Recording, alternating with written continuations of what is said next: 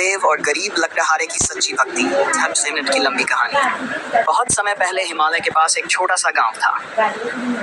उस गांव में शिवराम नाम का एक गरीब लकड़हारा रहता था। उसकी छोटी सी झोपड़ी थी। घर में बूढ़ी माँ और उसकी पत्नी रहती थी। गरीबी इतनी थी कि कई बार खाना भी पूरा नहीं मिलता था, लेकिन एक चीज कभी कम नहीं हुई, उसकी महादेव के प्रति भक्ति। हर सुबह सूरज निकलने से पहले शिवराम नदी में स्नान करता, बेलपत्र लाता और जंगल के पुराने शिव मंदिर में जाकर पूजा करता। वह रोज कहता, हे महादेव, मेरे पास आपको देने के लिए धन नहीं, बस सच्चा मन है। गांव वाले उसका मजाक उड़ाते। वे कहते, अगर शिव तेरी सुनते तो तू इतना गरीब क्यों होता। लेकिन शिवराम मुस्कुराकर चुप हो जाता। जंगल का रहस्य। एक दिन शिवराम लकड़ी काटने जंगल गया। जंगल में उसे एक बहुत बूढ़ा साधु मिला। साधु बहुत कमजोर थे। उन्होंने कहा, बेटा, बहुत भूखा हूँ, कुछ खाने को मिलेगा। शिवराम के पास सिर्फ 2 सूखी रोटियां थीं। वह पूरे दिन के लिए वही लाया था, लेकिन उसने बिना सोचे दोनों रोटियां साधु को दे दी। साधु मुस्कुराए। उन्होंने कहा, तुम खुद भूखे रहोगे। शिवराम बोला, अगर किसी भूखे को खाना मिल जाए तो वही मेरी पूजा है। साधु की आंखों में चमक आ गई। रहस्यमयी गुफा। साधु बोले, क्या तुम मेरी एक मदद करोगे। शिवराम तुरंत मान गया। साधु उसे जंगल के बहुत अंदर ले गए। वहां एक पुरानी गुफा थी। गुफा के अंदर अंधेरा था। अचानक तेज हवा चलने लगी। साधु बोले, इस गुफा में एक दिव्य शिवलिंग है, लेकिन वहां तक पहुंचने वाला हर व्यक्ति डरकर भाग जाता है। शिवराम बोला, अगर महादेव साथ हैं तो डर कैसा। वह धीरे धीरे अंदर जाने लगा। अचानक गुफा में अजीब आवाजें आने लगी। कभी सांप दिखाई देते, कभी आग की लपटें। लेकिन शिवराम लगातार मान नमः शिवाय जपता रहा। कुछ देर बाद वह गुफा के बीच पहुंचा। वहां सच में एक चमकता हुआ शिवलिंग था। शिवराम की आंखों से आंसू बहने लगे। वह, महादेव, मुझे कुछ नहीं चाहिए, बस आपका साथ कभी मत छोड़ना। तभी पूरी गुफा प्रकाश से भर गई।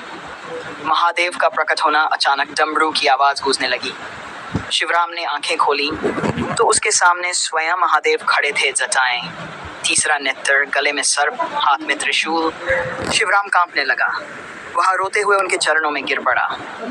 महादेव मुस्कुराए, वत्स, मैं तुम्हारी भक्ति से प्रसन्न हूँ। शिवराम बोला, प्रभु, आपने मुझे दर्शन क्यों दिए, मैं तो एक साधारण इंसान हूँ। महादेव बोले, सच्ची भक्ति धन से नहीं, दिल से होती है। परीक्षा अभी बाकी थी। महादेव बोले, लेकिन तुम्हारी आखिरी परीक्षा बाकी है। अचानक सब गायब हो गया। जब शिवराम गांव लौटा तो उसने देखा उसका घर जल चुका था। माँ बीमार थी, पत्नी रो रही थी। गांव वाले हंस रहे थे। वे बोले, देखा, तेरे महादेव ने तुझे क्या दिया। शिवराम का दिल टूट गया, लेकिन उसने फिर भी शिवलिंग के सामने सिर झुका दिया। वह बोला, प्रभु, अगर ये भी आपकी इच्छा है तो मुझे स्वीकार है।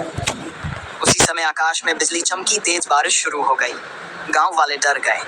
अचानक पूरे गांव में महादेव की आवाज गूंजी, जिसने मेरे भक्त का अपमान किया उसे अपने अहंकार का फल मिलेगा। सब कांपने लगे। चमत्कार। बारिश के बाद एक अद्भुत घटना हुई। जहां शिवराम की झोपड़ी थी, वहां जमीन से पानी का मीठा झरना निकल आया। धीरे धीरे वही जगह पूरे गांव के लिए जीवन बन गई। सूखे खेत हरे हो गए। गांव वाले समझ गए कि शिवराम सच में महादेव का प्रिय भक्त है। सबने उससे माफी मांगी। महादेव का अंतिम संदेश। उस रात महादेव फिर सपने में आए। उन्होंने कहा, जो दूसरों की मदद करता है, जो कठिन समय में भी विश्वास नहीं छोड़ता, वही मेरा सच्चा भक्त है। शिवराम की आंखों में आंसू आ गए। उस दिन के बाद उसने अपना जीवन लोगों की सेवा में लगा दिया, और गांव में हर सुबह सिर्फ एक ही आवाज गूंजती, हर हर महादेव। सीख, भगवान हमेशा सच्चे भक्त की परीक्षा लेते हैं। कठिन समय में विश्वास नहीं छोड़ना चाहिए। दया और सेवा सबसे बड़ी पूजा है। सच्ची भक्ति दिखावे से नहीं, दिल से होती है।